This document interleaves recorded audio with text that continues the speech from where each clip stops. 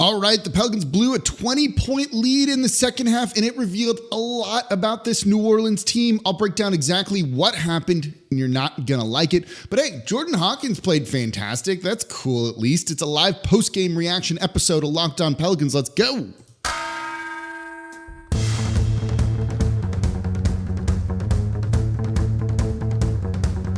You are Locked On Pelicans, your daily New Orleans Pelicans podcast. Part of the Locked On Podcast Network, your team every day. Welcome to another edition of Locked On Pelicans, the daily podcast covering your favorite team, the New Orleans Pelicans and NBA, part of the Locked On Podcast Network, your team every day, available wherever you get your podcasts and available on YouTube. I'm your host, Pelicans Insider, credential member of the media, Jake Madison, at Nola Jake on Twitter. Here with y'all after the Pelicans fall to the Denver Nuggets, 134-116, tale of two halves for the New Orleans Pelicans here, as they look good in the first half, have a 20-point lead, immediately evaporates in the third quarter. We're going to break down exactly what happened in the third quarter because I think it reveals a lot about this team and some of the changes they're going to need to make. We're also going to highlight Jordan Hawkins, 31 points for the rookie in just his fourth start, his seventh game, 7 made threes. He was huge for New Orleans tonight. And of course, then let's look at Zion and BI because that ties into why they blew this 20-point lead. So not a fun night, but we're going to break it all down and what happened here. So of course, thank you for making Locked On Pelicans your first listen today and every day. We are here Monday through Friday, the #1 Pelicans podcast, breaking down everything you want to know about this team, the good, the bad, maybe some trade rumors need to happen after this game. We got it all covered here. So if you want to support the channel, subscribe wherever you get your podcasts and on YouTube. Comment down below on YouTube. Tell a friend about the show and become an everydayer. Listen Monday through Friday. If you're an everydayer, let me see it in the chat. I've seen a couple of y'all say that as well. And on these live shows after games, I got to get to a lot of stuff. We're not going to interact with the chat as much, but I see the comments. I appreciate the comments. Today's episode is brought to you by FanDuel. Make every moment more. Right now, new customers get $150 in bonus bets with any $5 moneyline bet. That's $150 if your team wins. Visit FanDuel.com/lockedon to get started. Oh boy.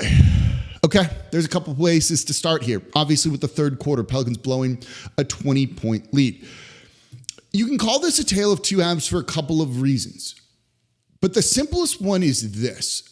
You hear this said a lot with like NBA nerds who like stats like me, right? I reference offensive rating, defensive rebounding percentage, all these things that are kind of called advanced stats, advanced metrics, compound metrics sometimes.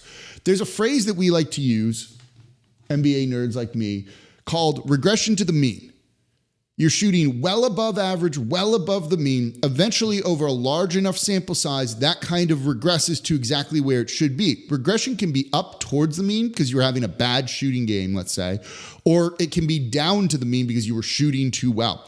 That straight up happened to the Pelicans in this game. They were hot from three in the first half. Jordan Hawkins hitting threes, Matt Ryan hitting threes.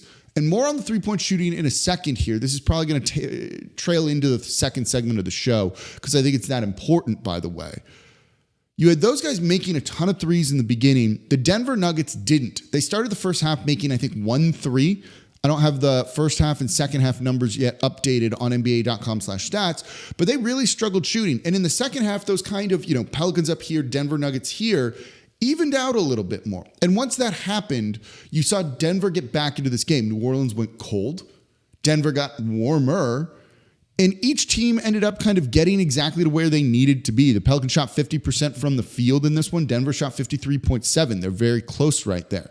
Pelicans shot 43.3% from deep. Denver Nuggets, after a horrid start, shot 38.5%.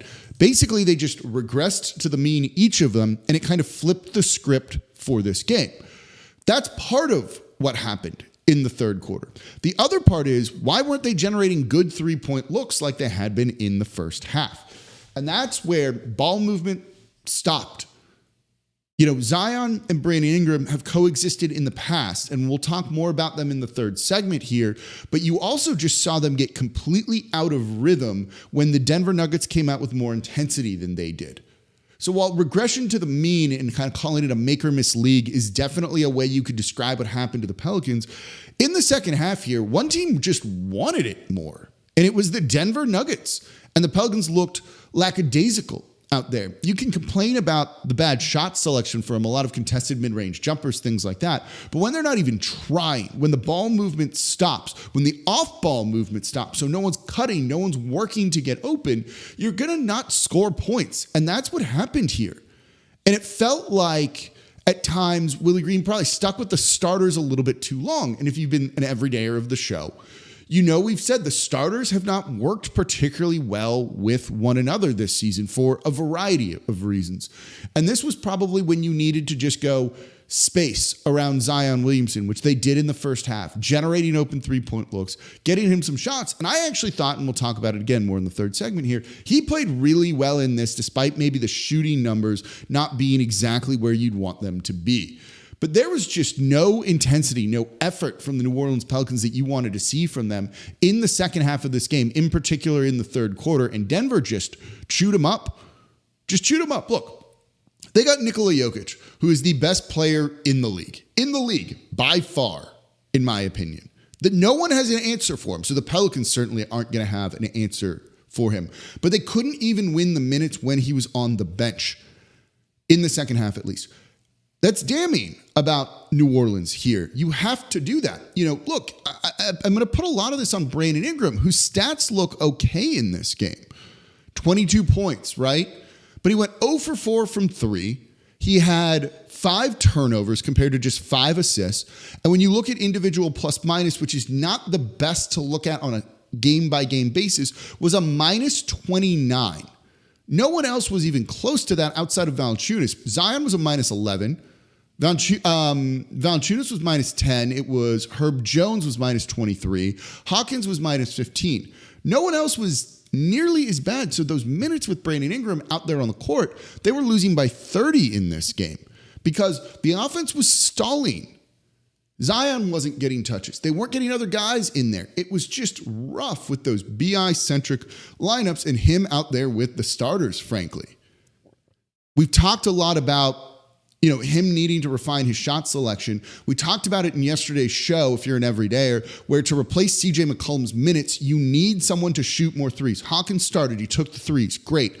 But you need that production to come from elsewhere. And they did not get that. The three-point shooting to space the court, make the offense look less clunky from Brandon Ingram in this one. The lineups with Zion and shooters worked. Be a shooter at that point. And I'm going to talk about more about this in tomorrow's show about why maybe he's struggling with that, because there's a couple of things that really just like jump out at you with it. He's not a catch and shoot guy. That's a big part of it. We'll talk about that in tomorrow's episode of Locked On Pelicans. So regression to the mean for both teams in terms of shooting. Okay, that's not great, right? When you look at the Pelicans in three-point shooting, who are the guys, tell me in the chat, it's a rhetorical question though, that made multiple threes in this game? You know, the Pelicans shot well from three, 43.3%. They only took 30 attempts. That was their number last year when we said that needs to be higher. The only two people to make multiple threes were Jordan Hawkins and Matt Ryan. No one else made multiple threes. Herb took 2, got injured, okay. Valanciunas took 1, Zion took 0, Brandon Ingram took 4. When you look at the rest of this team in terms of guys that are going to need to shoot threes while CJ McCollum is out, it's Brandon Ingram. It needs to be more than 4, and he needs to be making those. And when he's not, the offense just gets so thrown out of rhythm, and that just energy, lack of it, is contagious. That ISO style, bogging them down. Get out there and play with space and pace, which is not what they did in the third quarter, and it's a big reason why they lost this game. It's the main reason why they lost this game, and not getting stops. Let me touch on the defense coming up in the next segment. Then we'll also talk about Jordan Hawkins too, because he was fantastic in this game. Then we'll get back to Zion Williamson and Brandon Ingram and kind of talk about like big picture. What can you do? What are you supposed to do here? That's coming up here next in today's episode of Locked On Pelicans. Right now, though, not excited to talk about the Pelicans' loss, but I'm excited to talk about FanDuel. So score early this NFL season with FanDuel, America's #1 sportsbook. Because right now, new customers get $150 in bonus bets with any winning $5 moneyline bet. You want to take the Saints to win outright on the moneyline? You can do it. The Pelicans to win outright on the moneyline. Or maybe you're not feeling the Pelicans right now. After this loss, I understand. When they play at Minnesota, who just beat the Boston Celtics in overtime, maybe you want to take Minnesota on the money line. You go place a $5 bet and you win, that's $150 for you. So if you've been thinking about joining FanDuel, there's no better time than this. This is a tremendous promotion to get in on the action. The app's super easy to use. There's a wide range of betting options, spreads, player props, over-unders. You can combine those into a same-game parlay to get an even bigger payout when you win. So visit FanDuel.com/lockedon, kick off the NFL season, tip off the NBA season. FanDuel, official partner of the NFL and the official sportsbook of Locked On. And thank you for making Locked On Pelicans your first listen today and every day. We're here Monday through Friday for y'all, breaking down everything you want to know about this Pelicans team. We are live right now on YouTube. If you're listening in just the podcast form or the next day, I appreciate you tuning in. If you're here with me in the chat, thank you so much for jumping in after the game. We're talking about what went wrong in the Pelicans' loss to the Denver Nuggets. Really just broke down the third quarter, the second half. We'll get positive here in a minute with Jordan Hawkins. But again, we are the #1 Pelicans podcast, part of the Locked On Podcast Network, your team every day. So subscribe and, of course, become an everyday or listen Monday through Friday. And if you really want to support the channel, the Locked On Pelicans Insiders Group, the link to the subtext will be a little bit later here in the show with everything. So I appreciate y'all being here. This is a lot of fun to do these. No one else does stuff like this. I'm not interacting with the chat as much because we need to get through some things, and I don't want to get out of the flow of talking about the game, right? Brandon Ingram killing the flow of the Pelicans offense. I'm not going to try and kill the flow of the podcast here. So please talk with each other in the chat and everything. We got a lot of people in here, so I appreciate y'all making Locked On Pelicans part of your day. So we talked about kind of the offense and the struggles with it. We talked about their attitude, the energy, the effort, just not being there at all. One of the things that was almost shocking about this game was how bad the defense was in the third quarter. Obviously Jokic is good. And again, no team in the league has an answer for him. No team in the league has the answer for him. He's going to win a couple more MVPs. I would bet good money on FanDuel that he will win more NBA MVP awards. But if you can't win the minutes when he's out there because you're just not paying attention, how many times was there just a simple backdoor cut? Guy in the short corner, cuts baseline, gets a feed, scores a layup. Just as simple as that. They just were lost. They weren't paying attention. They weren't trying. That's unacceptable for an NBA team. That is just flat out unacceptable. The film session from this game that they'll probably do on the plane and everything, though, is really, really rough. The defense was bad from most of these guys here. So I don't think they're going to be happy looking at the film session with everything. And they've got to be better than that. Like that part you do control. You do control that. You can't necessarily slow down Jokic, but you can make sure you're not missing backdoor cutters, things like that. It's disappointing here. So we will talk more about the defense in the future. Let's get positive here for a minute. For a couple of minutes, let's talk about Jordan Hawkins. 31 points in this game, 7 made threes, 7 rebounds, 3 assists, 1 turnover. He was just flat out awesome. He was flat out awesome. We knew he was going to be starting in place of CJ McCollum. And the rookie just delivered, didn't he? Almost 38 minutes of action, 10 of 19 from the field, 7 of 14 from 3, made his shots at the foul line, 31 points. This is the type of player that the Pelicans needed. I said at draft time, if you're an everydayer, you know this, that he was the best fit of the first round, of the lottery, of all the picks there. He was going to fit right on in. I wasn't as high on him overall because I didn't think he was going to contribute in other areas. And look, I didn't expect him to make 7 made threes in a game. I don't think anyone was really expecting that. But I did call him the best fit for a reason. And you saw his fit next to Zion Williamson, and it's so perfect. So perfect. There was one play in the first half when Zion had the ball and he's driving and there's just no room for him to go. And you see Hawkins on the 3-point line kind of ping-ponging back and forth, side to side. So I get the camera blurry here because he was trying to find a passing lane for Zion to get him the ball. Eventually he finds it a little bit to the left of where he was. Zion delivers him the ball. It's a catch and shoot made 3 while he's moving, and it just goes right on in. That was great. That was exactly what we wanted to see from Jordan Hawkins here. So that was exactly how it's supposed to work here. And do we have to get the moderators out and everything in the chat? Let's not do that. Anyway, so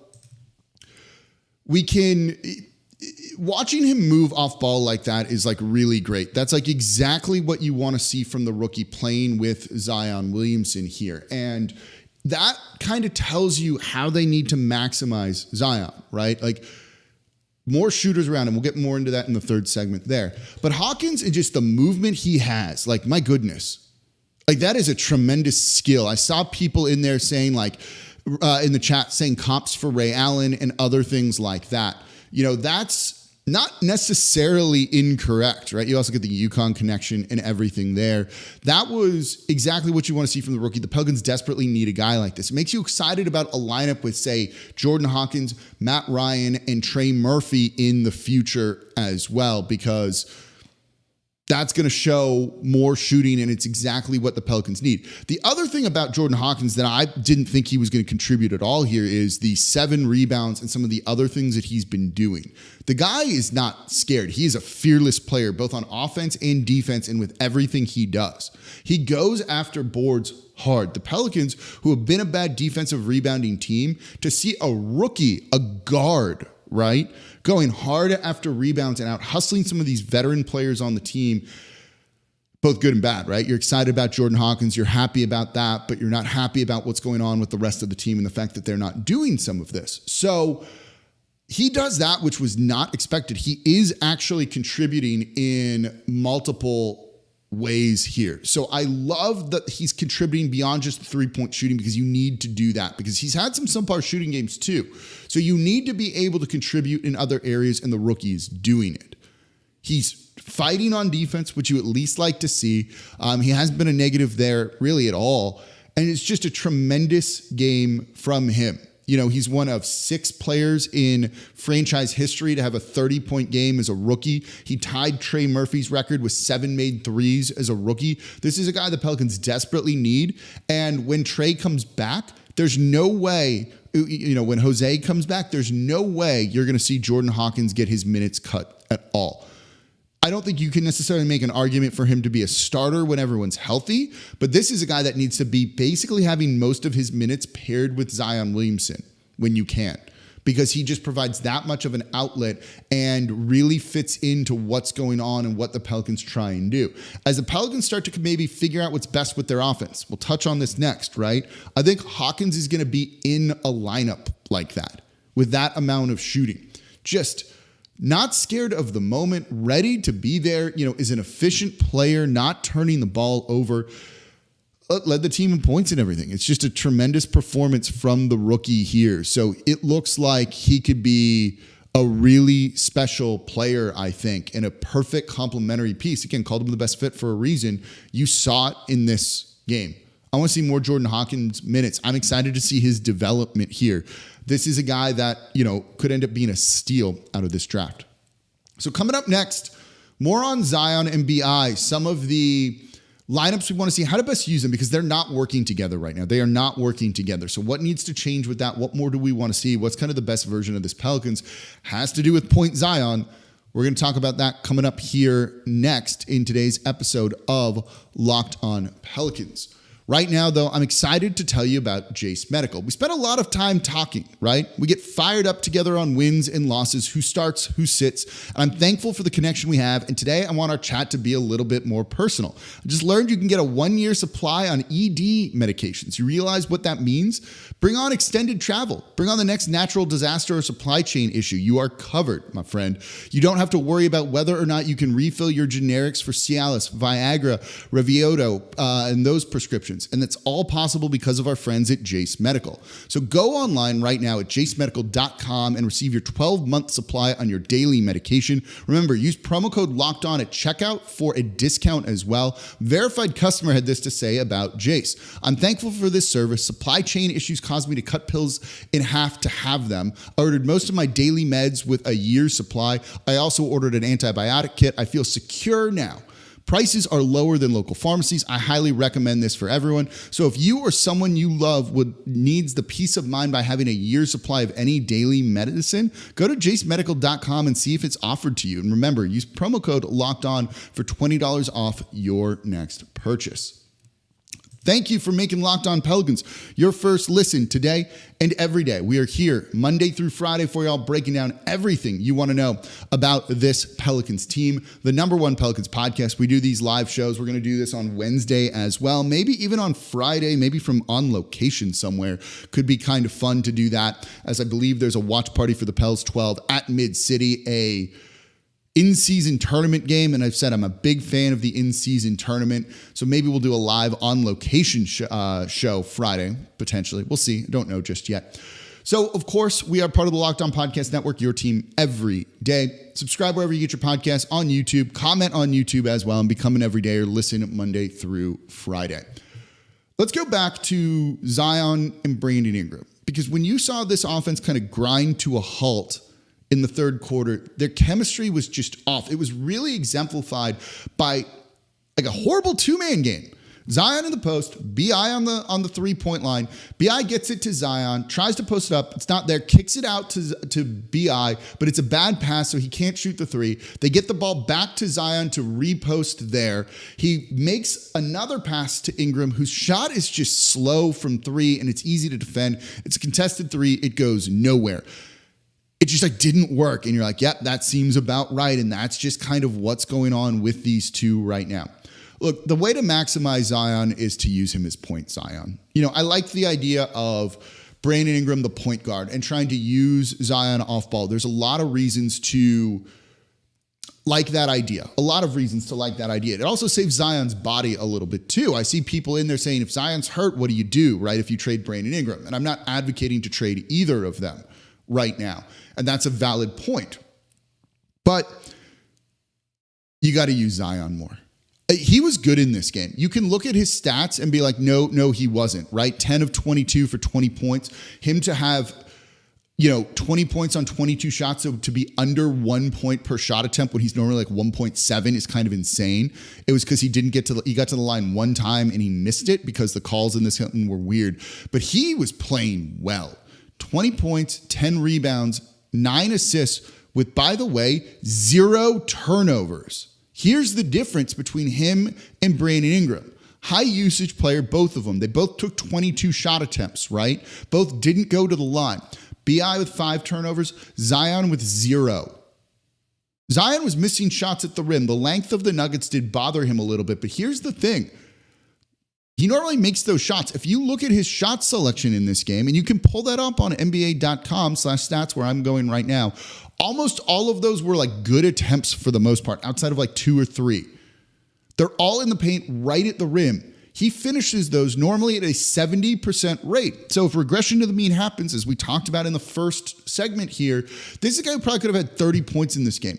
If the refs were calling it in a way that like sent him to the foul line, and they were weird a little bit in this game, and he doesn't get a whistle like at all that he should, he would be out there scoring way more. I don't have a problem with how Zion played. He just missed shots. That happens. Make or miss league and all the other cliches that you can use and all of that. So they need to use him more. And the best way to do that is with shooters on the court. It's going to be Matt Ryan, who I saw someone in the chat be like, they need to sign him. Yeah, they will do that eventually. They don't need to do that right now. Matt Ryan, Jordan Hawkins, Trey Murphy, CJ as well. They've run Zion at the 5 a lot, and it was working. It was even working against Jokic. The problem was you weren't really getting stops on the other end, but you can sometimes outscore opponents, and that's what you're trying to do with Zion at the 5. It's less about defense. They need to do more of that.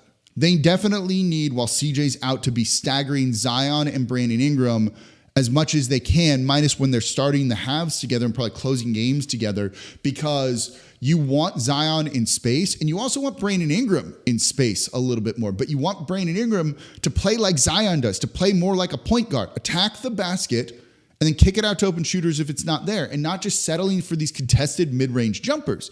And at times, he was hitting them. His handle was great in this game for Brandon Ingram, but you can't do it where you're going to turn the ball over 5 times. That's a huge difference here. Would it have won the Pelicans the game if he cut those down? Probably not. There were other issues, but they need to be maximizing Zion Williamson more, because when that happens, they are basically unstoppable. That's how special of a player he is. BI is good. BI is a very, very, very good basketball player, but it's not working right now. And they can't afford to drop these games. You have a 6-game homestand coming up. 6 games. You have to take advantage of that. You have, and some of these are good teams, right? Dallas, their only loss is to the Denver Nuggets. By the way, Locked On Mavericks host Nick Angstad's going to be in town over the weekend, and he'll be doing a show or two with me here. So that's going to be a whole lot of fun. We're going to have Will Guillory on the show on Friday. Next week, I'm hopeful to get Aaron Summers of the Pelicans on the show as well. So we got a lot of great stuff coming here at Locked On Pelicans, part of the Locked On Podcast Network, your team every day for y'all. You know, I want to look more at maximizing Zion, maximizing BI in a whole show. We'll look at more of that tomorrow. Maybe we'll explore trade possibilities. You know, what would it look like if you traded one, and how do you kind of build around that? I think that's kind of interesting. But certainly it's still clunky with them all together right now. And BI as your main ball handler doesn't really work unless he starts refining that shot selection and playing a little bit better. But he also doesn't work off ball, right? We saw that with Team USA. He doesn't work as a complementary piece.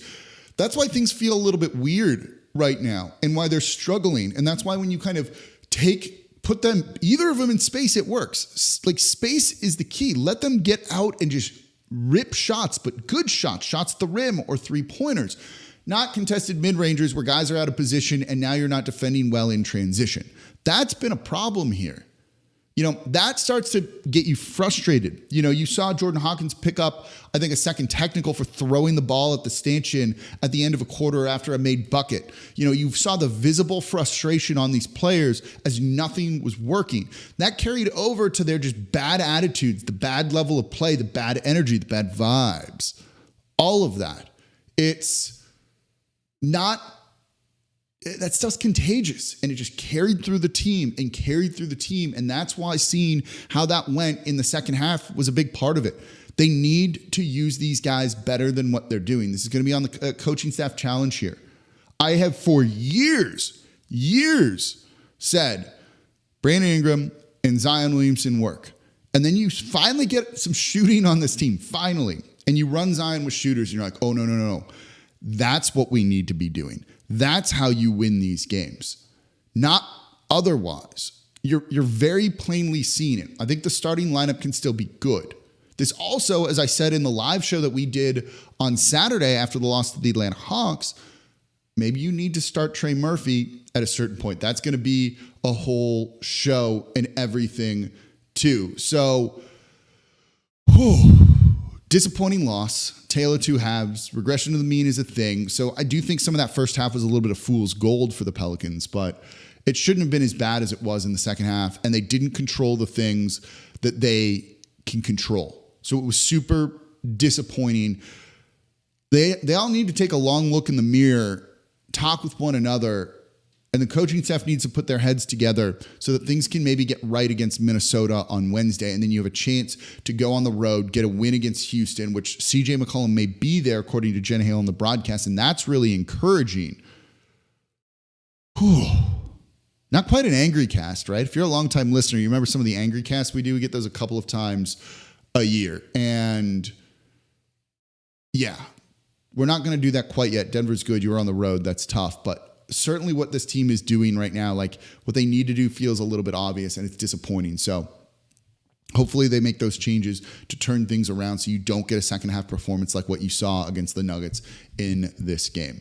So that's going to do it for this episode of Locked On Pelicans, a live episode of Locked On Pelicans here. We are part of the Locked On Podcast Network, your team every day. As always, I'm your host, Jake Madison, at Nola Jake on Twitter. More about Zion and BI in tomorrow's show. Will Guillory later in the week on the Friday episode of Locked On Pelicans. There's no games Tuesday night, so we get a breather here a little bit, which is going to be kind of nice. Aaron Summers next week, live show Wednesday as well after the Minnesota game. Hopefully we'll see some improvements, some changes there. It's going to be a lot of fun. Make sure you're subscribed wherever you get your podcast. Tell a friend about the show as well. Become an everydayer, and I'll be back with y'all tomorrow.